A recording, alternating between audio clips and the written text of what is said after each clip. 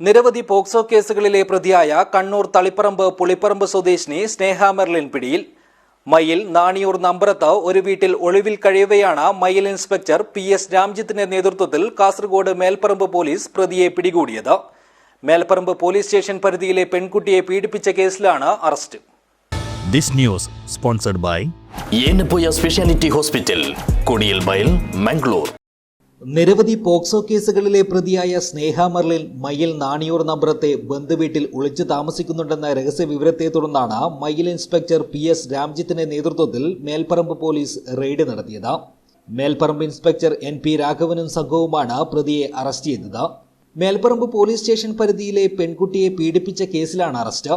കണ്ണൂർ ജയിലിൽ വെച്ചാണ് സ്നേഹയും പെൺകുട്ടിയുടെ മാതാവും തമ്മിൽ പരിചയപ്പെടുന്നത്.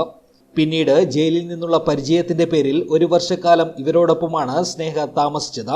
വീട്ടിൽ താമസിക്കവേ പെൺകുട്ടിയെ പീഡിപ്പിച്ചു എന്നാണ് കേസ്. ജൂൺ 11 സ്നേഹയ്ക്കെതിരെ പോക്സോ കേസെടുത്തിരുന്നു. തുടർന്ന് പ്രതി ഒളിവിൽ പോവുകയായിരുന്നു.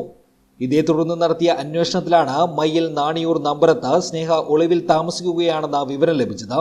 നിരവധി പോക്സോ കേസുകളിലും തളിപ്പറമ്പിലെ CPI നേതാവിനെ ആക്രമിച്ച കേസിലും പ്രതിയാണ് സ്നേഹ മെർലിൻ.